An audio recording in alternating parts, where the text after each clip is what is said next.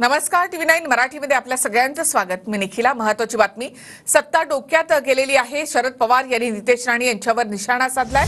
डोक्यात गेलेली सत्तेची हवा जनता एक दिवस नक्की उतरवेल असं शरद पवार म्हणाले।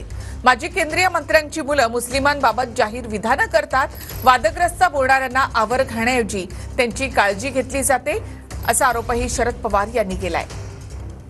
राज्याच्या एका केंद्रीय मंत्र्याची मुलं मुस्लिम समाजाच्या संबंधी या पद्धतीची जाहीर भाषण पुन्हा पुन्हा करतात। त्याला आवर घालायचं काम तुम्ही केलं जात नाही। या उलट टेलिव्हिजनवर त्याची वगावायची काळजी घेतली जाते। याचा अर्थ स्वच्छ आहे की सत्ता ही डोक्यामध्ये गेलेली आहे आणि ज्यावेळेस सत्ता डोक्यात जाते लोक कधीच एक होतात आणि त्यांना त्यांची सत्ताची जागा ही दाखवण्याचा राहणार नाही।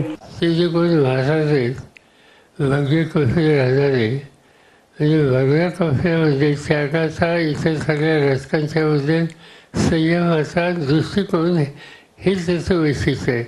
असं असताना अन्य समाजाच्या संबंधी असं विचारी वक्तव्य करणं हे अत्यंत अनुचित आहे आणि त्यासंबंधी कुणी प्रतिक्रिया व्यक्त केली असेल तर त्याला दोष देता येणार नाही।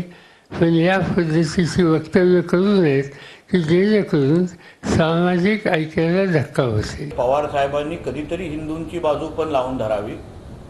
ज्या गणपती बाप्पांना, ज्या लालबागच्या गणपती बाप्पांचा आशीर्वाद आणि दर्शन घेण्यासाठी आदरणीय पवार साहेब गेले, त्याच गणपती बाप्पाच्या मिरवणुकीवर जेव्हा दगडे मारली गेली, चपला मारले गेले, मूर्तींच्या विठंबना केली, तेव्हा पण अगर आदरणीय पवार साहेबांनी त्याच्यावर साधा निषेध व्यक्त केला असता तर हिंदू समाजाला निश्चित पद्धतीने बरं वाटलं।